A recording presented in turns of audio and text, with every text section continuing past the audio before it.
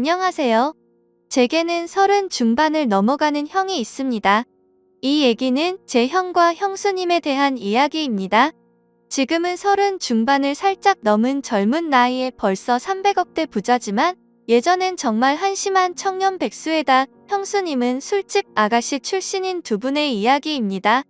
제 형은 어릴 적부터 머리가 비상해서 주위 사람들의 기대를 혼자 독차지하며 자랐습니다. 지금 생각하니 그게 형한테는 큰 부담이 되었을지도 모른다는 생각도 드네요. 항상 1등만 하던 형이 고등학교에 들어가면서부터 공부에 흥미를 잃기 시작하더니 끝내는 지방에 별로 유명하지도 않은 대학에 들어가더군요.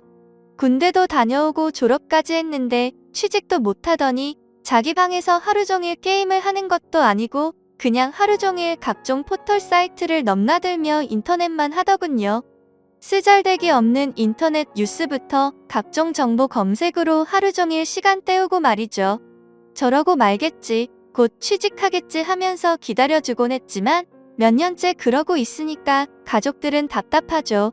사람도 안 만나고 햇볕도 안 보고 외출도 안 하고 방에 틀어박혀서 몇 년째 그러고만 있으니 정신병인가 싶기도 했죠. 그런 사람이 한두 번 외출을 하기 시작하더니 회사를 다닌다고 하더군요. 큰 회사는 아니고 직원도 몇 명 안 되는 아주 작은 회사라고 했습니다. 월급도 정말 터무니없이 적게 받고 제 형을 묘사하자면 아주 순진하고 선량합니다. 그런데 숫기가 별로 없는 성격이었습니다.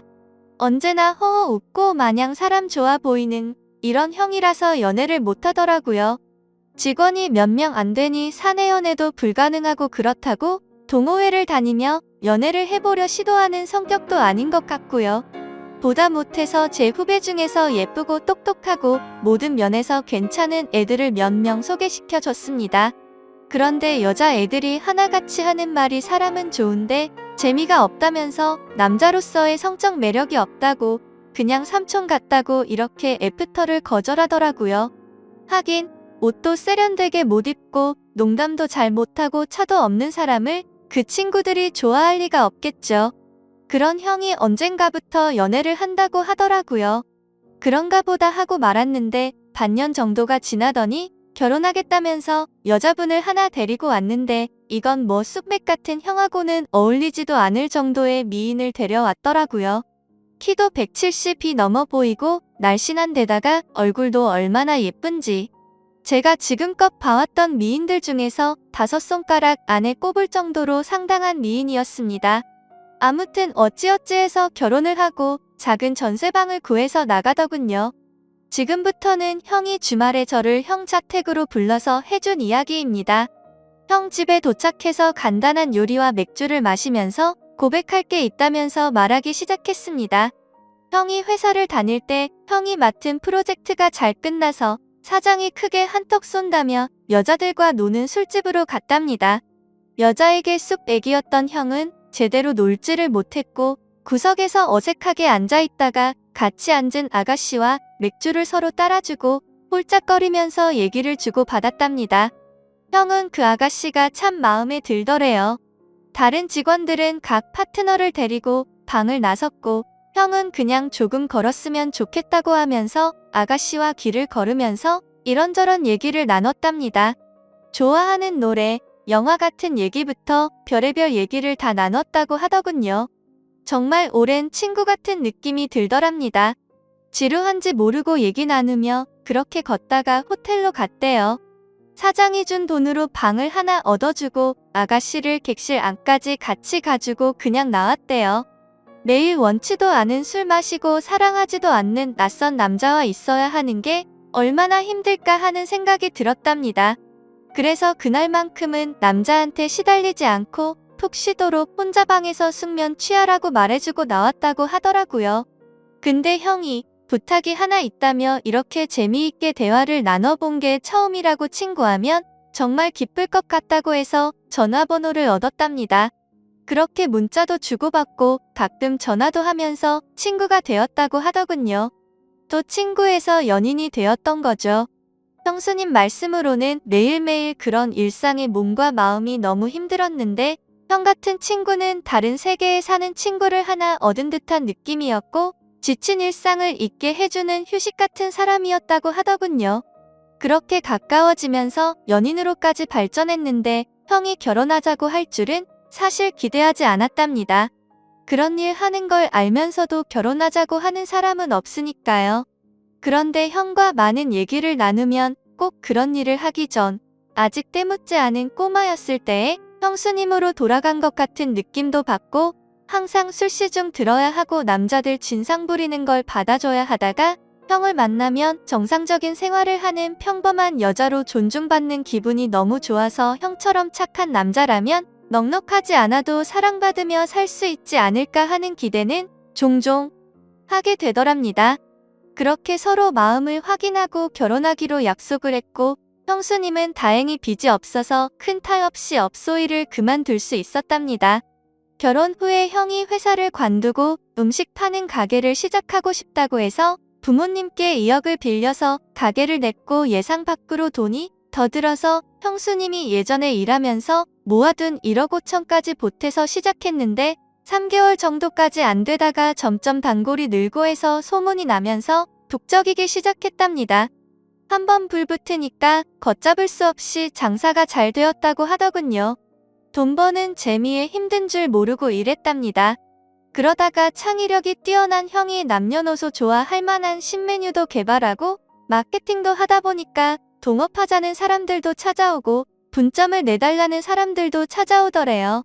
그렇게 투자받아서 인테리어도 정비하고 정식으로 프랜차이즈로 등록하고 몇 년 동안 전국으로 가맹점을 내주기 시작해서 지금은 이름 대면 한 번쯤 들어봤을 법한 회사로 성장시켰답니다.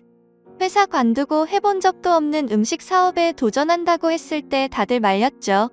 세 집 건너 한 집이 음식점이라고? 그런데 형수님은 당신이 하고 싶고 자신이 있으면 하라고 응원해 주더랍니다. 망해서 다 털어먹어도 동네에서 분식점 하면서 살면 되지. 설마 이렇게 젊고 건강한 두 남녀가 산 입에 거미줄 치겠냐면서 해보라고 했다더군요. 자기가 모았던 통장까지 내주면서 정말 힘들었답니다. 그런데 프랜차이즈로 등록시키고 가맹점 내주면서 더 힘들었답니다. 자기가 까딱 잘못해서 자기 믿고 가맹점 낸 점주들이 망하면 가맹점 하나당 가정 한 개가 파탄난다는 책임감 때문에 잠을 못 잤답니다. 하루에 2에서 3시간 정도밖에 안 자면서 소스 개발, 메뉴 개발, 투자자들 찾아다니고 시장 분석하러 다니고 점주들 장사 잘하라고 자기 노하우 담은 책자 제작해서 돌리고 그랬답니다. 다행히도 저희 형 프랜차이즈는 안정적으로 자리 잡아서 아직도 꽤 후한 평가를 받고 있답니다. 그래서 지금은 형 나이대에 흔치 않을 만큼 큰 돈을 벌었고 반포에서도 상당히 큰 집에서 살고 있습니다. 그렇게 숫기 없어서 연애도 못 해보고 거절만 당하던 형이 이젠 물 만난 물고기처럼 완전히 딴 사람이 되었습니다.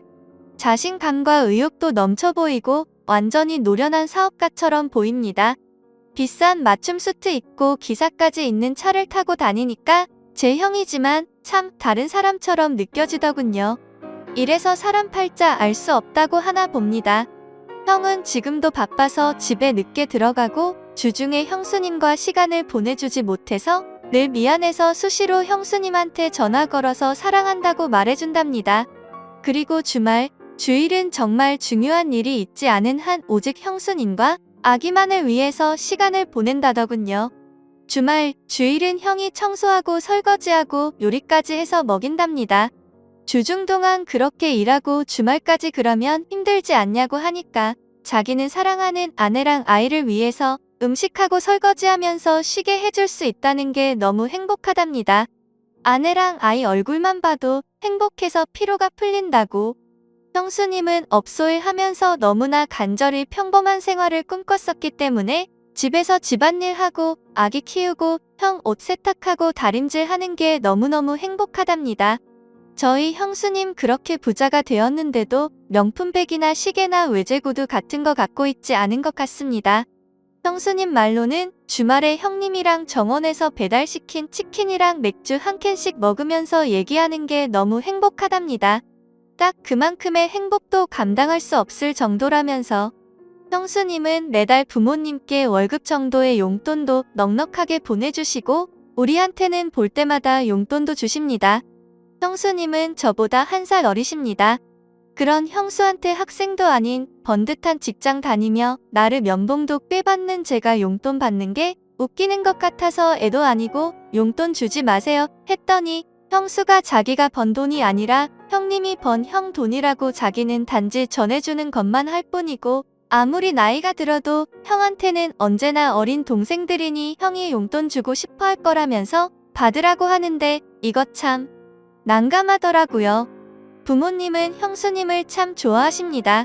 남편한테 잘하고 시부모님께 잘하고 참하고 인물도 훌륭하고 뭐 보는 사람마다 며느리 칭찬을 하니까요. 저희 부모님도 형수님을 딸처럼 아끼십니다. 늘 우리 딸 그러시거든요. 처음엔 형수님 외모가 너무 바비 인형 같아서 어리숙한 형 등쳐 먹으려는 꽃뱀이 아닐까 하는 의심도 했었지만 지금은 존경스러울 정도입니다. 시부모님과 우리가 형수님께 너무 잘 대해줘서 형수님은 자신의 과거에 대해 숨겨온 것에 대해 지금껏 늘 죄책감을 갖고 살았답니다. 그래서 털어놓고 싶어서 지금에서야 우리한테 말하는 거라고. 그래서 저는 누가 뭐래도 형수님은 우리 식구들이 가장 좋아한 우리 형수님이었고 앞으로도 그럴 겁니다. 형님과 형수님이 성실하게 살았다는 건 알았지만 그렇게 남들보다 몇 배로 애를 쓰며 살았다는 것까진 몰랐네요. 형수님 앞으로도 우리 형님 잘 부탁드립니다. 고맙습니다. 하면서 절을 하니까 형수님이 고맙다면서 우시더라고요. 저까지 마음이 아프더라고요. 얼마나 마음고생을 하셨으면. 인간적으로 존경스럽더라고요. 잠도 못 자고 남들보다 더 애쓰며 살았고 그 정도의 큰 규모의 사업체를 잘 이끌어가고 있고 부자임에도 사치하지 않고 참 건전하고 예쁘게 사는 걸 보니 내 형님, 내 형수님이지만 인간적으로 너무 보기 좋습니다. 부모님께는 아직은 말씀드리지 않는 게 좋겠다고 했습니다. 저야 젊으니까 이해할 수 있지만 어른들은 그렇지 않을 수가 있거든요. 죄책감을 덜기 위해 말씀드렸다가 혹시나 더 큰 걸 감당하셔야만 할까봐 서로 상처가 될 수 있는 상황이잖아요. 아무튼 모든 분들이 저희 형님과 형수님처럼 현명하고 예쁜 사랑을 했으면 좋겠습니다. 긴 글 읽어주셔서 감사합니다.